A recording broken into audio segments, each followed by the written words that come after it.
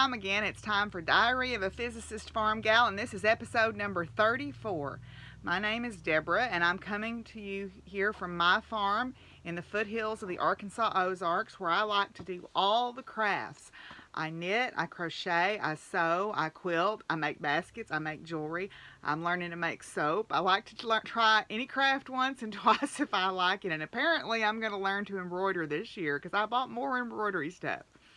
I am also a professor of physics and astronomy at a local university where I teach classes to physics majors, also general education classes. I do planetarium shows for school groups, and I'm very involved with our Women in Academic Leadership group, and I mentor, I'm a minority faculty mentor this year.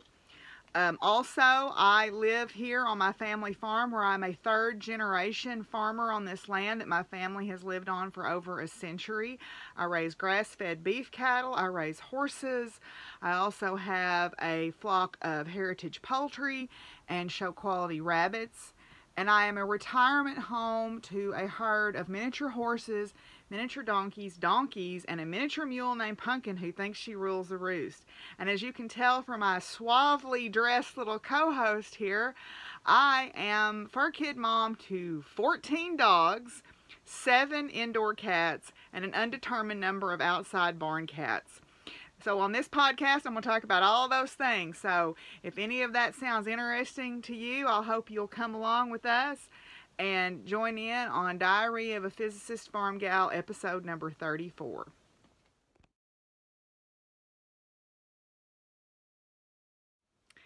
If you're looking for me on social media, you can find me on Ravelry and on Instagram as Doc Firewoman. And somebody on the Pinhook and Needles podcast asked me where that name comes from. That actually comes from one of my favorite songs. I was a late 80s, early 90s hair metal rock chick. And there was a band called The Cult, and I had the hugest crush on the lead singer. And they had a hit single called Firewoman, and I have always loved that song. In fact, the first time I ever thought about getting a tattoo, I wanted the symbol off the front of the Firewoman CD single. Those were the days. That's a blast from the past. As my first tattoo. I haven't gotten it yet, but I'm still thinking about it. So you can find me there on Instagram and on Ravelry. There is also a Ravelry group for the podcast. It's Diary of a Physicist Farmgal, where you can find out about any giveaways I might be doing or make-alongs, which we'll talk more about in just a little bit. And also, I have a farm Facebook page, Buckthorn Farms, which is the same as my farm, or as my channel name here. This is my farm YouTube channel. So I hope you'll check any and all of that out. I am also on Twitter, but I will warn you, as I do each week, I am a big old liberal snowflake, and Twitter is where I vent my political ranting. I keep it to a dull roar other places, although when I think I gotta speak, I gotta speak. But Twitter is where I do the most of that, so if that kind of thing gives you high blood pressure, might be better for both of us if you don't follow me on there. Anyway, so yeah, and I am sporting a hat because I have been outside busting my honey trying to get ready for this cold weather we've got coming in, and I took a shower and I didn't think, oh, your hair will not be dry. So I am wearing a hat today, and Willie is wearing a coat. But anyway, so let's go on and talk a little bit about make-alongs in my group, and then I'll tell you about some make-alongs and some things going on in some other groups. Okay, I've got a few make-alongs. I kind of went a little make-along mad, and if you want to know more about them in detail, you can go to my Ravelry group, or you can go watch my New Year's Day podcast episode where I tell you all about all of them. I'm just going to briefly talk about them here. I am running several make-alongs, including the first one is the Farmer's Almanac, and I am desperately looking around for a Farmer's Almanac. I had 75 laying here, and now they have vanished because I'm trying to... Oh, there's one. Aha! Farmer's Almanac make-along. There is a January thread up with a bunch of good information gleaned from the Farmer's Almanac, and if you can find some inspiration. It is a participation only make along. All you got to do is participate. Now at the end of the year, I'll open a thread for finished objects and we'll have a finished object draw. But to be eligible for a pattern prize, you just have to jump in there and participate by making something that you're inspired to from that thread. And it can be any craft, any craft. I'm going to work on the February inspiration post this weekend. I meant to have it up by the 15th. That did not happen. Getting back in the swing of things at school has slowed me down just a little bit.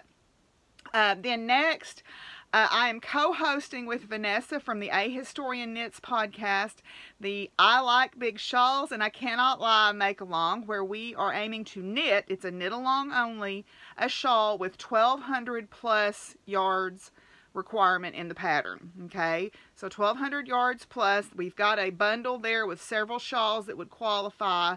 I know some people are doing the Cozy Up Knits shawl. That is supposed to be a full 3 skein shawl, which would qualify. I myself am trying to finish up one shawl, which I'll show you, but I'm going to try to cast on a fading point, which is 2,000 yards. That would definitely qualify. So you can try that. I am also co-hosting with Laura from A Crocheting Whovian the Creature Feature Make Along, where we are going to do quarterly themes, where this quarter's theme is Under the Sea. And one of my finished objects follows that theme. So we are doing amigurumis. So amigurumis, knit or crochet or loom amigurumis. You don't have to follow the theme, but if you follow the theme, you get a double entry. That one's going to be a quarterly chatter thread draw, and then at the end I'm going to open an FO thread where you can put all your finished objects. Next, I am doing the Kitter Getter Done because I like my kits. I have a lot of kits, I have a lot of stuff, but I have a lot of kits. And I thought I just needed some support to complete some of my kits. So I am going to do that. And y'all are going to help me by also completing yours. And I will take whips. I had several questions about that. I absolutely will take whips if you've started a kit some time ago. In my case, I found one that I started in 2002. I'm not even lying. So kits, any kind of kit, cross stitch, needlework, quilting, sewing, shawl kits, whatever. Use a kit, finish it up. And then the last one is the Never Have I Ever, where I'm going to encourage you to learn something new, whether it's a new craft or a new technique within a craft that you already know or something. So Never Have I Ever, and that is a participation make along also. Hi. Oh. Okay, anyway, so those are my make-alongs, but I would like to share with you some make-alongs that are going on in other places with some friends of mine. The first one is Army Wife Knitting Life podcast. That's Jessica, or Army Wife Knit Life podcast, is hosting a make-along based on the Golden Girls. It's called Thank You for Being a Friend. So you can read more about that on her podcast page. Also, Pinhook and Needles are hosting a couple of different ones. They have the Ready, Set, Go, where you've started something after the first of the year and you need to finish it by, I believe it's March the 31st. So it's the first quarter of the year. Also, they have the Tea and Tails make-along, where that make-along is where you can make something and you have to tie it to tea or a story of some kind. So those are some make-alongs. And then also Treehouse Knits podcast is participating in the New to You make-along with several different makers. I believe she's running that through her Instagram, so you can go to her podcast and find out more there. Yolanda on the Happy Knits podcast has some cool giveaways going on right now, so I encourage you to go watch her latest episode and participate in those. Nikki from the Nic Nac Knits podcast has a Scrappy make-along and also the Sock It To Me make-along going on right now. And then my friend Agatha from the Magpie Knits Etsy shop has a sale that goes on through the 21st. So you may not have much time to get on that, but she's got yarn and she's got project bags there that you can go check out. And I use quite a few of her project bags and they are very well made, and I encourage you to go check out her shop. It's 10% off, I think, of everything. You know, no code needed until the 21st.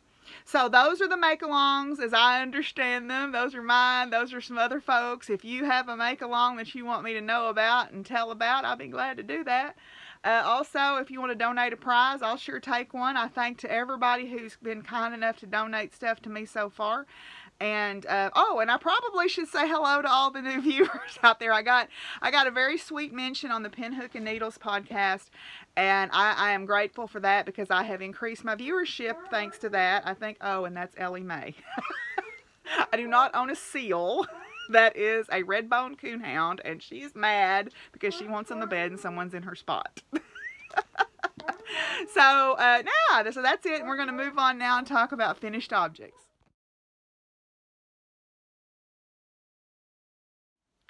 Okay, for my finished objects this week, the first one that I'm going to show, Willie is actually modeling. I finally got around to making Willie and Smiley and my friend who I buy hay from's sister's dog coats. Yay! So I actually sort of used this Butterick pattern. Okay, this is Butterick B4885.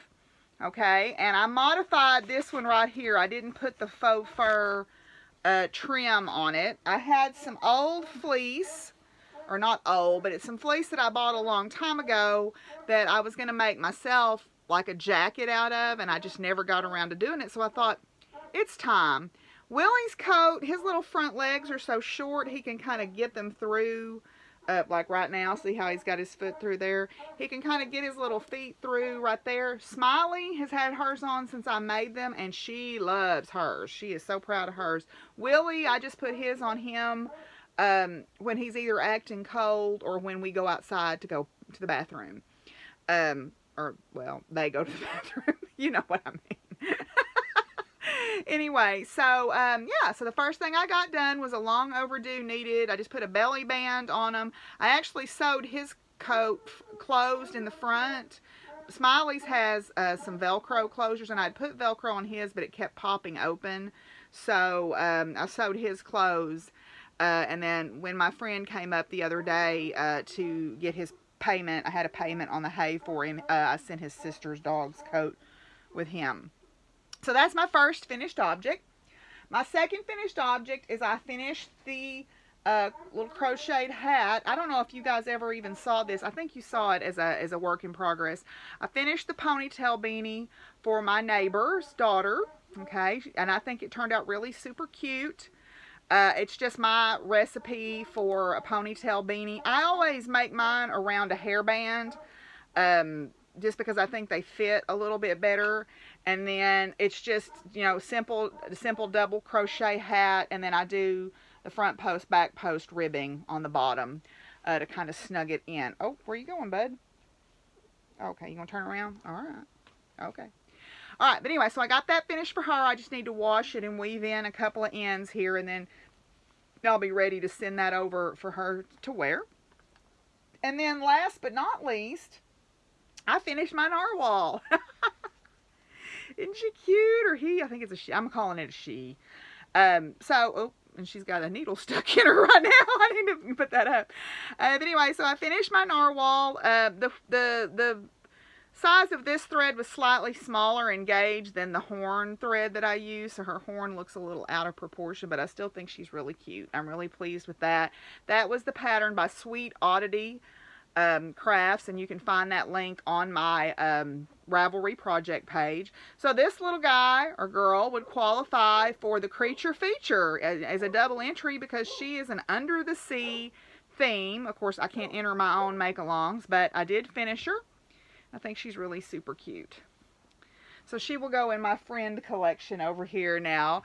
And now I got to start another one because I want to have an amigurumi going all the time, I think. I enjoy making them, and I'm trying to get better. So those are all my finished objects for this week, just those 3 things. So now we're going to move on and talk about works in progress.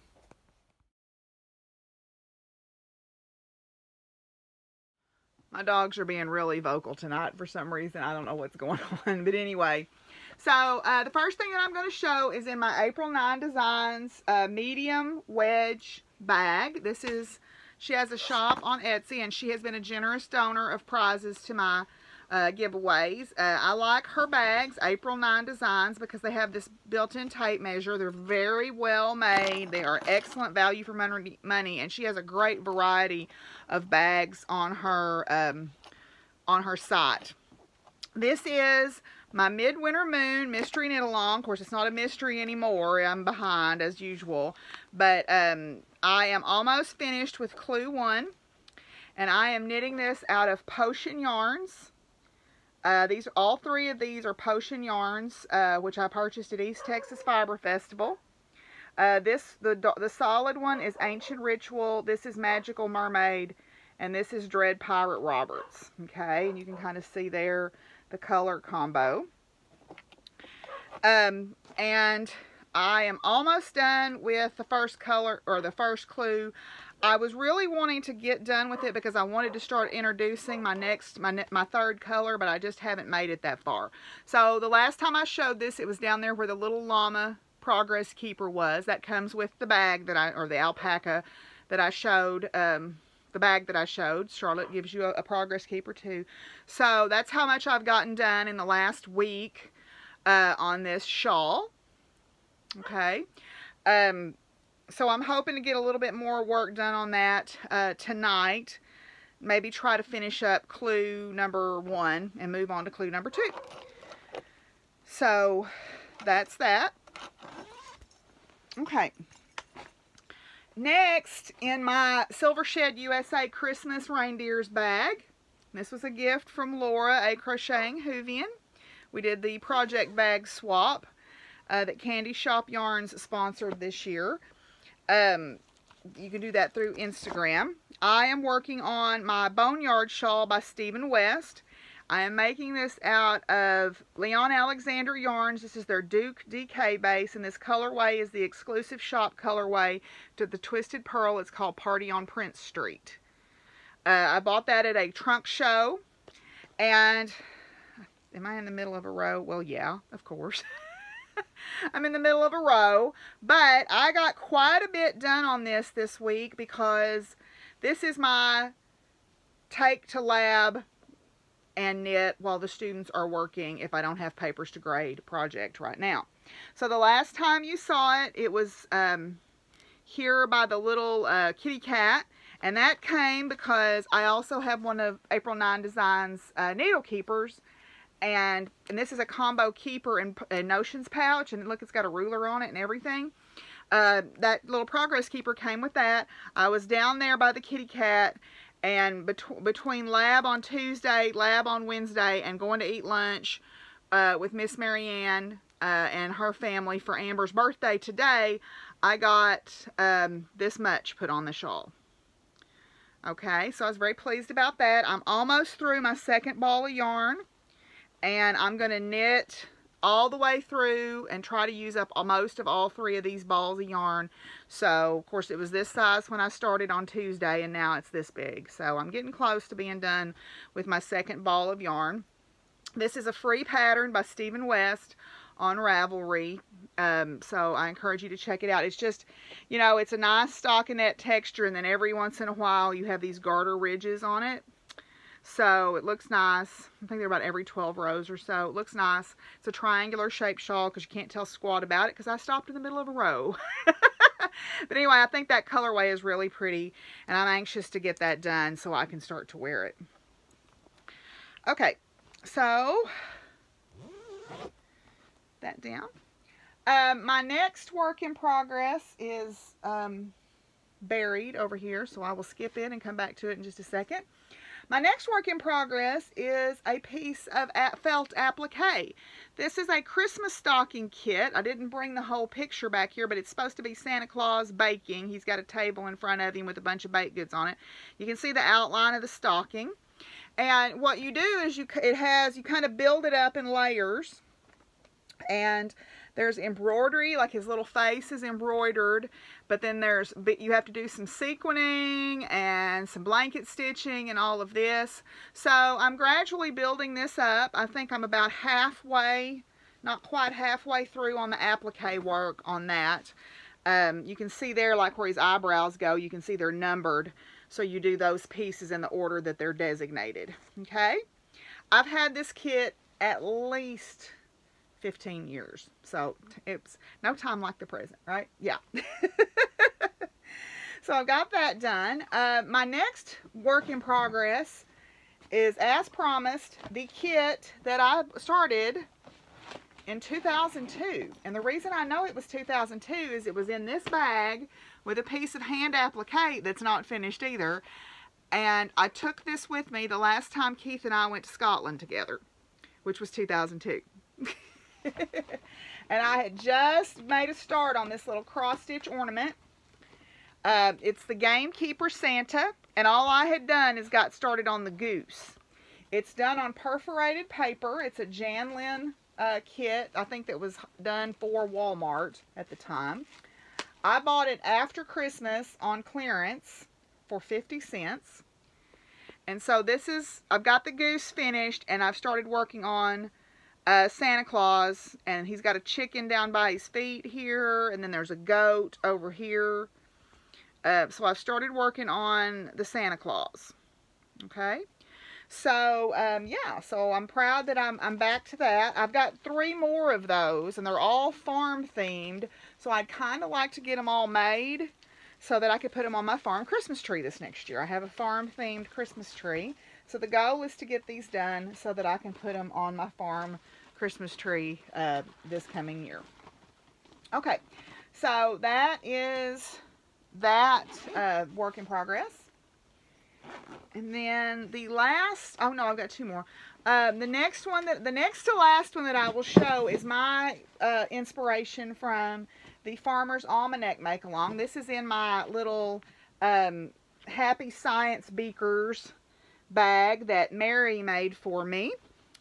This is the Simple Chevron Stripe Scarf by Karen Martinez.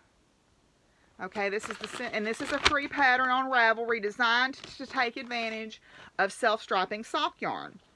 And I am making this with String Theory Colorworks. This is her entanglement sock base. And this colorway is called Hawking Radiation in honor of Stephen Hawking, whose birthday was in January. So that's why it qualifies for my Farmer's Almanac Make-Along, because I had mentioned that in the inspiration post. I am not very far into this, but I did get through another set of stripes. Okay, so I'd like to put some time in on this over the weekend also. And I'm just knitting these on some straight needles that somebody gave me because I thought I'd change it up a bit. The Progress Keeper on it, my friend Carol made me as part of the Progress Keeper swap. If you haven't sent your Progress Keepers, I think there's one person still waiting to get theirs. Check in with your buddies and make sure they got them, because I had a package get lost in the mail, and so it's possible that they got lost. So just check in with your buddies if you don't care. But anyway, so yeah, so that's how far I am. Very easy, very potato chippy knitting, and so I'm going to try to put some time in on that this weekend also. Okay. Oh, Willie, I need to get that needle before I forget it's down there, so hang on here. Excuse me. Okay, it's hard to bend over you and me too. I'm going to sit you down a minute. There you go, buddy. Okay, my last work in progress, I just kind of started on a whim last night because I've decided I want to keep an amigurumi going all the time because I do enjoy making them. Oh, please don't fall. Okay, so, I need to go see what those dogs are barking about after this. This is a free pattern from the Sugar and Cream Yarnspirations website. And this is their little octopus. And I'm just making it in some Red Heart, kind of blaze orange yarn here. And this is as far as I've gotten. I just started this last night right before bedtime because I just wasn't quite ready to sleep yet. So I started in on the octopus.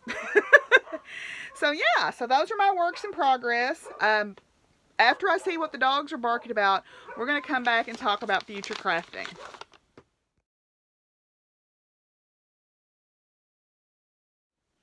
Okay, apparently my neighbor's kids are out, or grandkids are out in the pasture playing, and the dogs hear them, and it has them all kerfuffled out there. So Anyway, for future crafting, I'm just going to show a few things that I'd like to get worked on in the next little while. The first thing is I need to get started back on the bonus blocks for my Marine Life blanket. And I'm kind of needing to get some yarn, and so I've got a gift card to the local big box store, and they put yarn on sale next week, so I'm gonna wait because I'd kind of get the most for my money that way. But one thing that I did do is I wanted to make a narwhal block, and so I took it upon myself to design one. So this is my narwhal block. I basically, you know, being in a science department, it was really easy to find graph paper. So I just marked off the right amount of blocks, and then found some narwhal clip art and traced it, and then sort of pixelated it. So that will be my narwhal block to add to my Marine Life blanket, because, you know, I gotta love the narwhals, right? Next, I mentioned I was doing the Year of Lace in the Dog Park Mystery Knit Along from the Big Comfy Dog House Ravelry Group, which is designed by Elizabeth Ravenwood, and I haven't started on it yet. I think the clues come out each month, or maybe every other month. I need to look. I'm not sure, but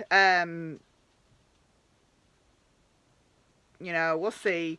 I want to get started on it because it has some unusual starting off techniques, and these are the two yarns that I'm going to use as my scarf. So it's a real pretty blue, and then this kind of a creamy natural color. So yeah, so those are the next things that I want to try to work on. I'm trying to make some order here about how I put things down so I can find stuff easier. Then you know, I took the class from Quaylen Stark at East Texas Fiber Festival, and ever since I took that class, I wanted to try practicing that technique some more. And so this is the pattern that I got from taking the class, and so I really want to try to sit down and work on that technique and master it. It's eating at me that I couldn't do it, so I'm gonna try to work on that some soon. Have you ever tried to do something and you couldn't do it and it bugged you until you could? And then the last thing that I will show is this little pumpkin basket kit that I've showed a couple of times before.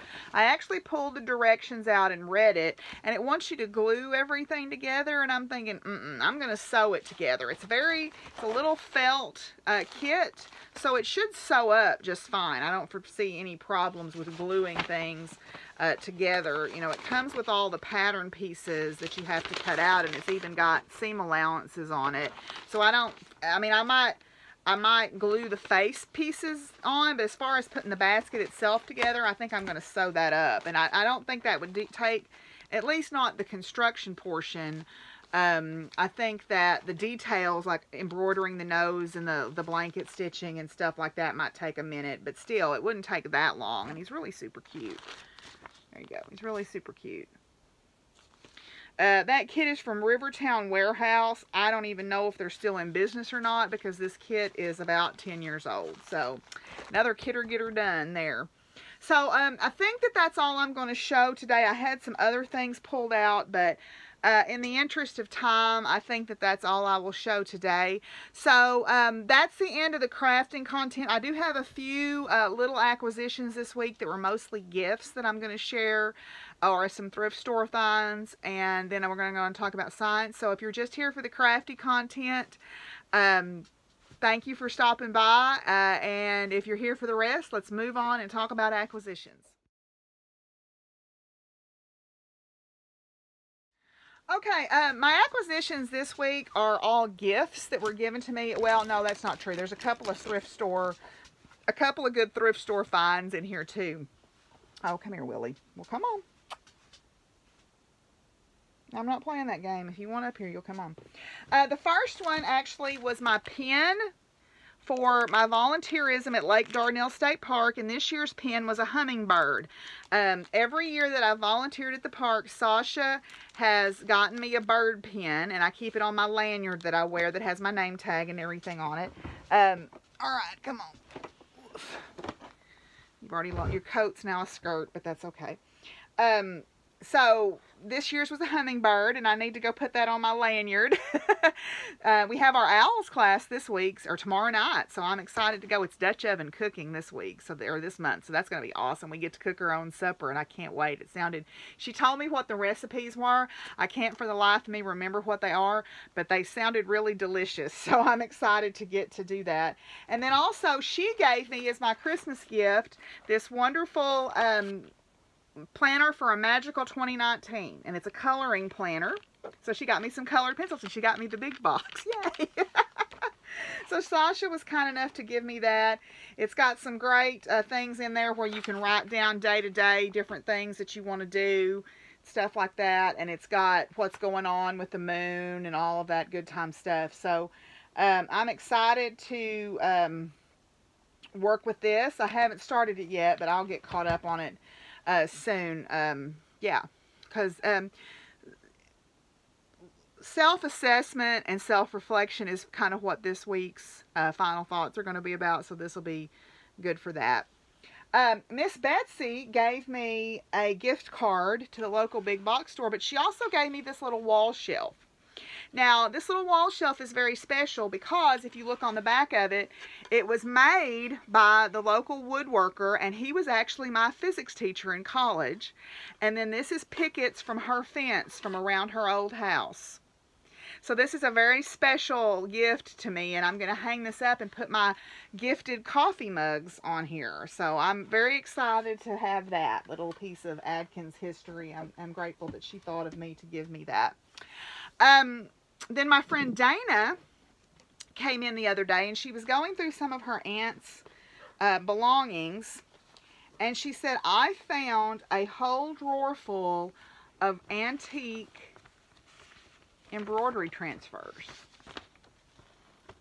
And I'm not going to unfold all of them, but there's tons and tons of these things in here. They're applique and embroidery transfers. So, yeah, it tells you how to go through the stamping and all of that stuff, so you know how to embroider. And it tells you the directions. There's a whole bunch of them in here of all different kinds, and some of them she had used, and you could tell where instead of using the heat transfer, she had put tracing paper under them. And then this is a really beautiful pattern that she clipped out of a magazine or something on how to do crocheted edging. So Dana said, you know, I know my aunt would be happy to know that someone who is such a passionate crafter has these things now. So I will really, really treasure being given charge of these beautiful old antique patterns. There's just so many beautiful ones in here. This is another one with flowers on it. I don't want to unfold all of them because there's about 20 or so in here, but Dana gave me this folder of them, and I'm very grateful for that. Now, my thrift store finds this week, among some other things, where I found these 3 cross-stitching books. There's the Sampler and Antique Needlework Quarterly, which has some really beautiful sampler patterns in it. My favorite one is probably the one that's on the cover there. Okay. It's a cross-stitch sampler, but there's several different ones in here with the charts and everything in the booklet. And then there's also articles about thimbles and all that stuff. Is that the same one? Yeah. It's called the Susanna Hardiman Sampler. So there's a bigger picture of it where you can see it a little bit better. Okay, and it's an adaptation of the antique Susanna Hardiman Sampler that they found an example of, and it was a tribute to her parents apparently initially. So, and then I found this book, Earth Awakens. It's flower motifs. So again, a cross-stitch booklet. Leisure Arts, which used to be located in Little Rock, Arkansas. I don't know actually if they still exist or not, but there's tons of beautiful flower charts in here that you could do individually, or they would make something beautiful to put on like a dresser or scarf or a pillowcase, pillow slip. This combined one is really beautiful. It's got the little hummingbird on it. And then last but not least, I found the, this is a book by Candamar Designs, and this is Unicorn Meets Pegasus. So there's all these unicorns and Pegasus motifs here. That's probably my favorite one right there. So, and then there's like the little birth announcements you can do and stuff. So these were 25 cents. So I thought that was a pretty good value for money there. Last but not least, I won a prize. I won a prize from Vanessa from the A Historian Knits podcast for the make-along that she had to knit one of her sock patterns. I was very pleased to have won. I won for my cheeseburger socks, so I was very proud of that. She sent me a skein of Lemonade Shop yarn, which is just gloriously beautiful. And this is Mermaid Tail, and I actually think I have another one of these that I won from her before, and if I do, that would be awesome because that'll be a good shawl set. She sent me a great card. Gotta love Rosie the Riveter. Then she sent me some other little bits and pieces from a little coaster from Colorado. Then I love this, the little lamb shop thing that you can put on your posties. And I love the last thing it says, where I am in the pattern as I abandon it. Gotta love that. And then also a little doggy notebook. She knows I love the doggies, so I'm sure that was intentional. And then also down in here is a piece of pizza. Little progress keeper. Oh, turn it around. Pepperoni pizza. Love that. Charmed and Dangerous has some of the cutest pepperoni pizza progress keepers right now that I want. A nice little tape measure, and then there's some Tuft Woolens wash and some soap in here too. So, yay! So that was, I was very excited about that. She gives the best prizes. You should really enter one of her make-alongs if you ever get the chance to, because she gives away some great prizes. Then last but not least, Logan and Jose from Leon Alexander Yarns, who are really good friends of mine, sent me an awesome pen. Now, it does have a swear word on it, but they said, we saw this and we thought of you. It's a science pen from the Stem Cell Science Shop, and they sent me this. And it's not focusing, but anyway, it says science, you know, something, comma, something. How do things happen? Science! You know what? And then they sent me a little witch's broom pen. So I could write in my tips for a magical year notebook with that. So that would be cool. Alright, so those are my acquisitions for this week. So we're going to move on now and talk about science. Well, here I am playing catch up again because I forgot something very important I wanted to show. I got a very wonderful gift from Miss Shirley. Yay! It's called Feeding Time, and this is a picture she painted, or a painting she did for me of Sally, Penny, and Dime. Isn't that amazing? I just can't believe, I just definitely wanted to say that.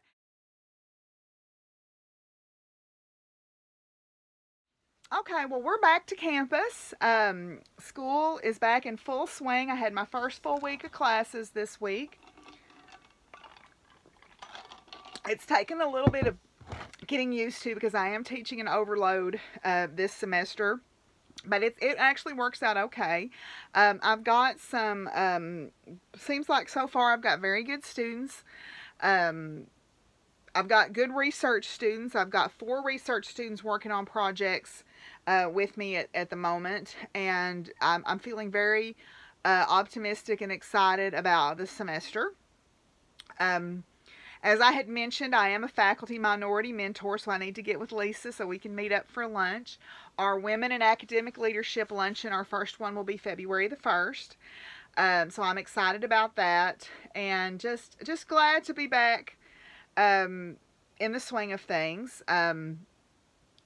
We are off Monday in observance of Dr. King, so I am grateful to have the Monday off, and I think my mind has been thinking about many things, part of which he put into motion many years ago, so I'm glad to have some contemplative time this weekend.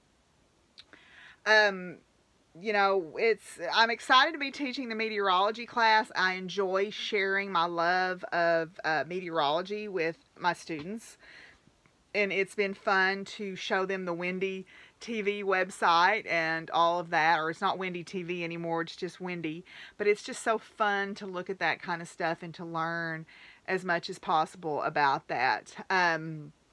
So yeah, so we're back in full swing. The Kids at Atkins project is going well. Sasha came this past Thursday, and we talked about rocks, and native rocks, and some geology. So I'm excited to be going on with that. Unfortunately, we didn't win the curriculum award this year because they only gave out 2, and they went to larger schools. I guess it was a funding issue this year.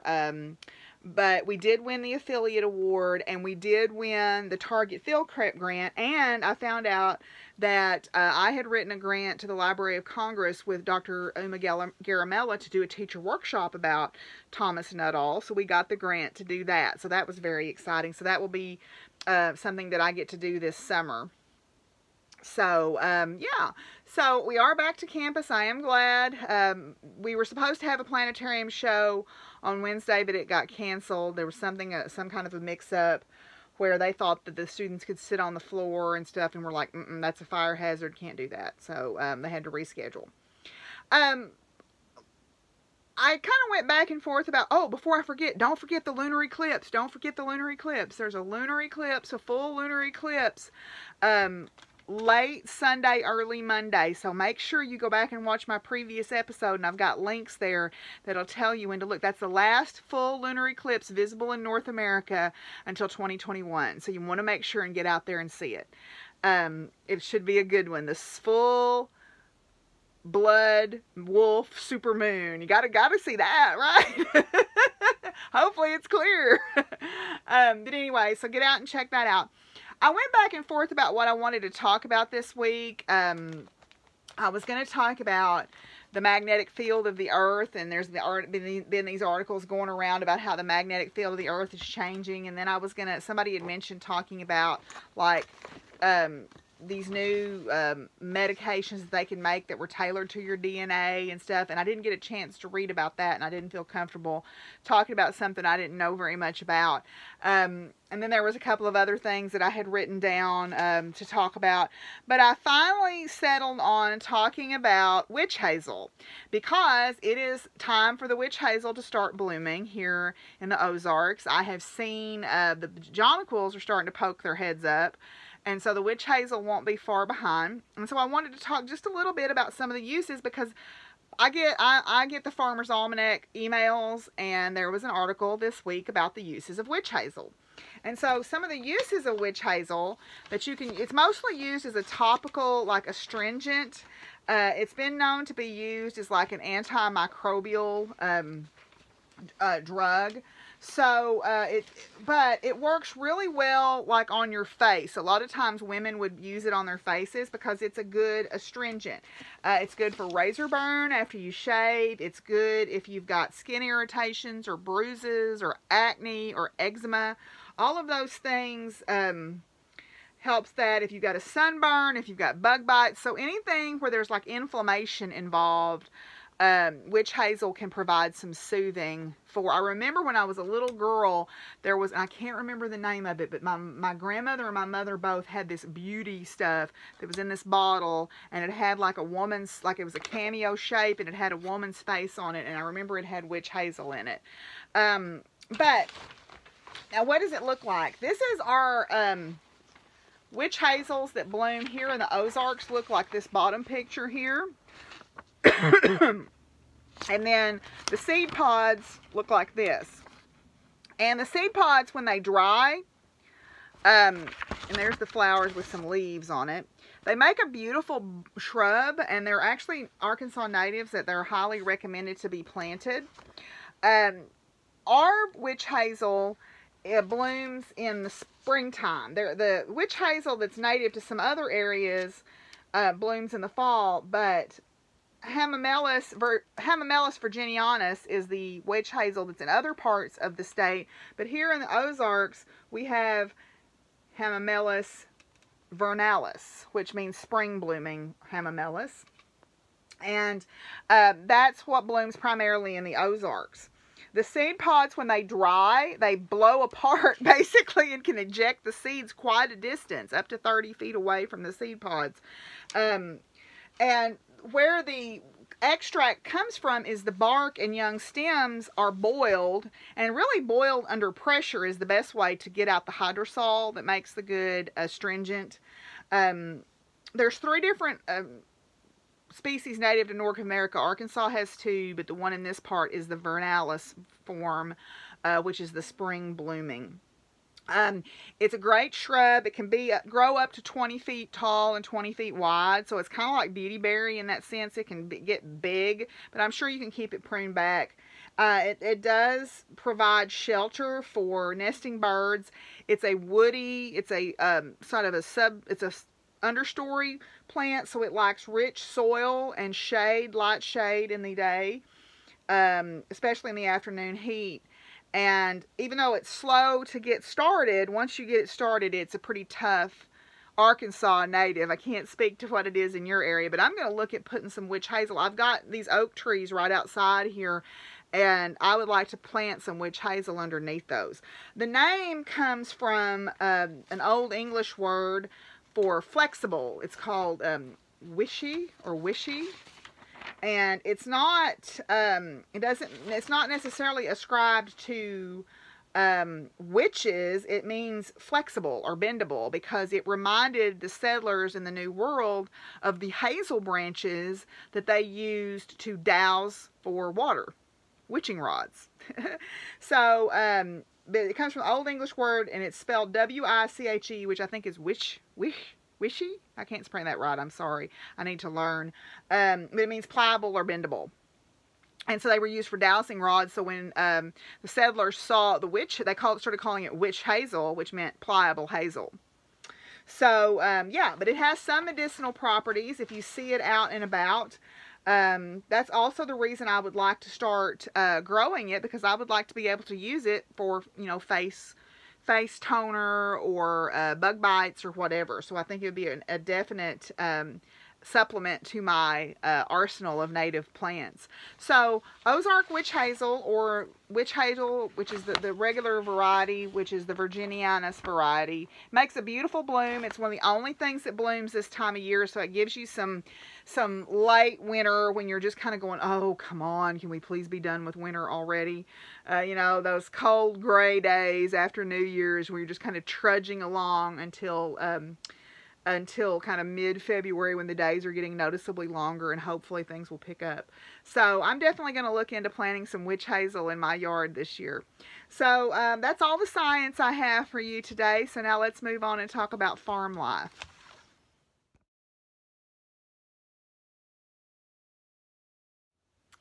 Well, as I mentioned, we have a cold snap coming this weekend. They've been kind of waffling around about how cold it's supposed to be and are we going to get snow or not. Every time I look at the forecast, it changes, and winter weather is just notoriously chaotic. It's notoriously hard to tell exactly where it's going to go and how much. The timing is going to be everything on this system. When does the cold air overrun the rain? And that's going to determine whether we get snow or cold rain and then just cold air. There is a cold front coming in. We're going to hit our high Saturday morning at 1 a.m. and it's going to drop all day. And then Sunday is supposed to be bitterly cold, but at least clear or sunny. And then it's going to start to warm back up on Monday. So what I did today, after getting in for my lunch with Miss Mary Ann, which I'll talk about more in a minute, I put out a lot of hay for the cattle and horses. I had finally finished, I hope, battening down the coop from the coon attacks. And so I moved all the birds into the coop with fresh straw and fresh feeders and fresh waterers, and put straw in the nest boxes because the hens are starting to lay. I moved all the birds into the coop where they would be dry and warm, and I hope safe, because I went around and found everywhere that I could find that the coons could have gotten in and, you know, blocked it up, screwed it down, blocked it, you know, put something in there, you know, tried to fix it. So hopefully they'll be okay. The geese and the other birds were kind of at an uneasy stance because they're not used to being around each other, but I'm sure it'll be okay. I also bedded all the bunnies down with plenty of straw and filled up all their waters and feeders and pulled the tarps down and everything. The last thing, I swept and mopped floors a while ago, so the last thing that I've got to do is wash my bedclothes and put my warm blankets and everything on my bed tomorrow evening, and then we'll be ready. I bought stuff for beef stew. I've got plenty of Diet Coke. I'm good to go. Willie's got his coat, so everybody should be fine. As I mentioned today, I went to lunch with Miss Marianne. After Uncle Bill's death, the family has decided they need to start trying to get together. Today was Amber's birthday, or is Amber's birthday, and so we met in Conway and had lunch with her aunt and cousin, and then Amber and Tommy and Silas and Marianne and I were there.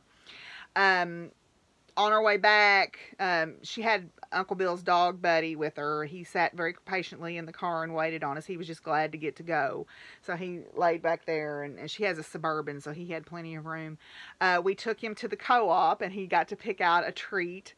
And also I picked up Amber a saddle pad for her birthday and everything. So it was nice to get to go and visit with them. Miss Betsy and I went to an auction last Saturday. It didn't turn out so hot, so we ended up going to Marva and found some great things. It was great. So the cattle are doing actually well. I was talking with my friend that I get hay from, and I think I'm going to have plenty of hay to get me all the way to spring break, which is usually sort of my arbitrary deadline or end point of wanting to feed hay. So I'm glad for that. Rory, Amber's daughter, took Bo out the other day and rode him bareback, first of all in the arena, and then took him out on the trails, the big long trail ride. The other kids were leading their horses, but she rode Bo, and Marianne said he did super while I was at the auction, so I was very proud about that. We're going to try to ride tomorrow if we don't get rained out, so I'm very anxious to get back on him. He's such a nice horse. The little horses here are all doing well. Hershey is fully recovered from his procedure back during Vlogmas that you saw, and all the other horses are doing well. You know, the cattle seem to be doing well. The barn cats are doing well. I bedded them down in some straw in my garden wagon, which is up on the porch. They like to lay in it, so I packed it with straw. Barn Kitty is not having a very easy adjustment to being inside, though. I don't know if it's because she was an adult cat or what. I mean, it's kind of touch and go. She was doing good there for a while, and then last night I couldn't find her, and she had gotten behind my deep freeze, had pulled the panel off, and was up inside the motor housing. And I'm like, oh no, no, no, Kitty, you can't be in there. So I had to get her out of there. So I've got her back in the cage, trying to acclimate her to all the other cats. She spent about a week just hiding in the kitchen cabinet. And she would come out for me, but she really takes umbrage to Satchel, my black and white cat, and I don't know why. So I'm just hoping that with time that they can come to an understanding. I mean, she may have to go live back outside. I don't know. I kind of hate for her to, but, you know, I don't want to make her miserable. But other than that, things seem to be going well. We do have some signs of spring that I mentioned. I heard some birds singing outside. It got warm enough here the other night that I heard the spring peepers starting to talk a little bit. We are seeing the chickweed is coming up, and the henbit is starting to come up. I'm sure it'll get frozen back by this cold spell, but there is chickweed coming up and henbit, and the jonquils are probably about 3 inches tall. The foliage on the jonquils are starting to come up. So I'm anxious for spring. I'm anxious for spring, I'm not gonna lie. But yeah, so that's kind of where we're at here on the farm. So I'm going to finish up with a few final thoughts. Okay, the light's starting to fade away here, but I have been rewatching the Highlander series. And I watched that in graduate school. And yes, is it a little campy? Yes. And yes, is it very 90s? Yes. But it has stirred up some long forgotten thoughts and emotions in me. And one of the things that it talks about is we are neither all good. If you're a good person, you're not 100% good. There's always darkness in there, or evil. And if you're an evil person, there's somewhere in there was some good. Because you can't know your light without acknowledging your darkness. And the idea was, you know, you have to acknowledge who you were to become the person you are and the one that you're meant to be. And I am not going to go into the whole dialogue that has been happening in the community of the fiber community, because there are many, many other people who are much more eloquent speakers to the subject of Black, Indigenous, people of color, or people, or you know, makers of color.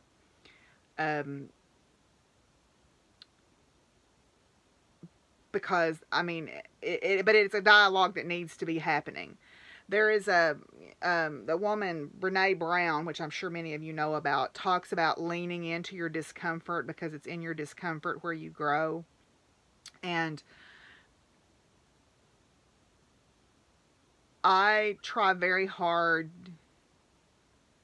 to acknowledge that I need to be uncomfortable. And I like to think of myself as an enlightened, liberal, open-minded intelligentsia.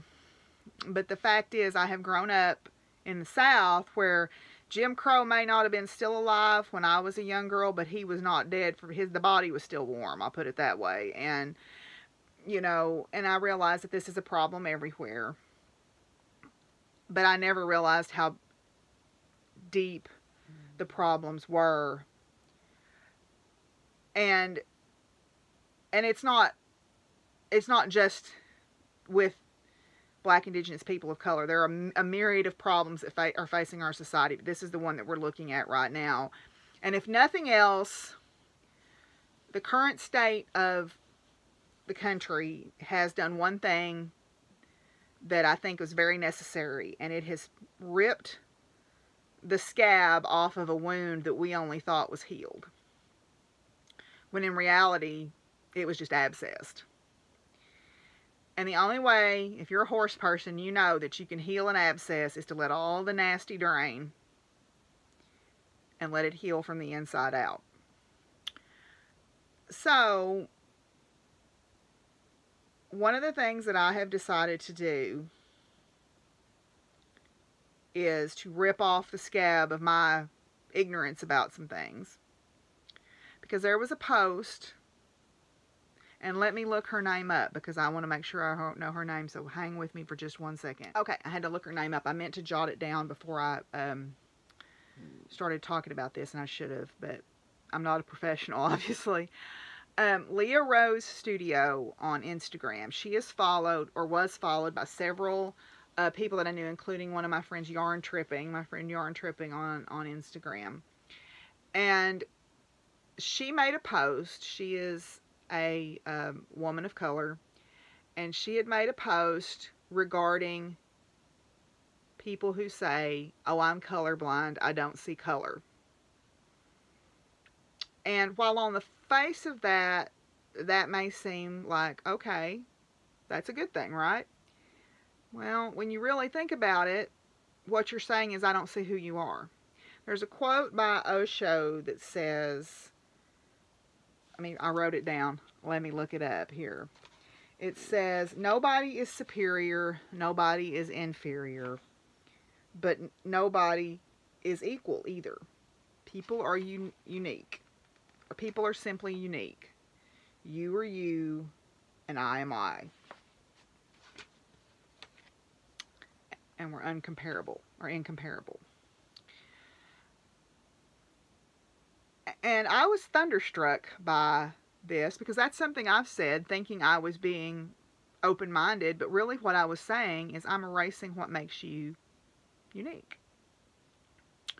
And I wouldn't like someone to do that. I mean, I've had people tell me that I needed to change the way I talked because I sounded like an ignorant Southerner. Or I've had someone once tell me that I would have an easier time dating if I just didn't sound like I was so smart. And I took huge offense to both of those things because they were trying to erase who I was. So I thought, oh my gosh, I've been doing that too. And that's one of the things, and that doesn't mean I'm a bad person. It just means that I needed to be aware that the words that I was saying that I didn't think were doing any harm were actually doing harm. And so I've decided to examine those things about myself. And I'm not going to go into detail about how I've decided to process this stuff and what I've decided to do. But if you want to know more, you can contact me privately and we'll talk about it. But there are mechanisms out there where you can examine that. Because this is something where if I want to be an effective ally, whether it's to people of color or LGBTQIA,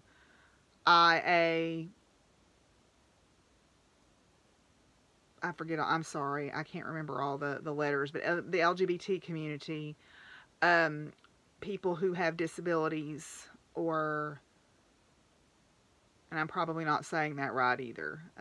I need to learn my vocabulary better, obviously. See, there's something I need to work on, because I'm sitting here thinking, oh crap, I'm sounding like an idiot. But if I want to be an effective ally for people who are disenfranchised or marginalized, whether that's economically or because of their race or because of who they choose to love or because of how they sound or because of their, their skill set of abilities, I need to be an effective ally, and I need to learn what that means. And I don't get to decide what they need. I need to be able to listen to them to know what they need. So I've decided that it's time for some personal introspection, and I'm going to have to get uncomfortable to do that. I'm not telling you need to do that. I know there are people who are not ready to do that. I know there are people who don't have the ability, the energy. They don't have enough spoons to do that. But it's time for me to do that. And so that's something that I have decided that I need to work on, because that's what this conversation and this period in our time, where we're at in the world, has made me decide. And then today, I was coming home from lunch, and Antonia had posted that Mary Oliver had passed away. And this hit me very hard because her poetry has been a big inspiration to me over time. And I found a poem that kind of sums up what I want to be. I want to be a better ancestor. There is Layla Saad is the author of several useful resources. And she talks about being a better ancestor. Now, I won't be the ancestor to any blood kin. But I may be the ancestor that some former student looks back on, or some, future priestesses in my line, or whatever you want to, students or teachers or whatever, looks back and regards me as one of their ancestors in some way. And I want to be a better ancestor and leave a better legacy. And this poem that I'm going to read in honor of Mary Oliver sort of sums that up. So it's called The Buddha's Last Instruction. And the first line is the one that really hits home to me. It says, "Make yourself a light," said the Buddha before he died. I think of this every morning as the east begins to tear off its many clouds of darkness, to set up the first signal, a white fan streaked with pink and violet, even green. An old man, he lay down between two sala trees, and he might have said anything, knowing it was his final hour. The light burns upward, it thickens and settles over the field. Around him, the villagers gathered and stretched forward to listen. Even before the sun itself hangs disattached in the blue air, I am touched everywhere by its ocean of yellow waves. No doubt he thought of everything that had happened in his difficult life. And then I feel the sun itself as it blazes over the hills like a million flowers on fire. Clearly I'm not needed, but I feel myself turning into something of inexplicable value. Slowly beneath the branches, he raised his head and looked into the faces of that frightened crowd. Make yourself a light. So that's what I'm going to try to do for the next little while, is focus on those things. Rest in peace, Mary Oliver. May you be well met in the halls of your ancestors. And to the rest of y'all, I hope you're all doing good. And I hope you're getting your crafting done that you want to be doing. And I hope that you're living, the life you feel like you need to be living right now. And until I see y'all again, Willie's taking a nap. Y'all be good to each other and take care of each other. And what, buddy? What? Peace out, y'all.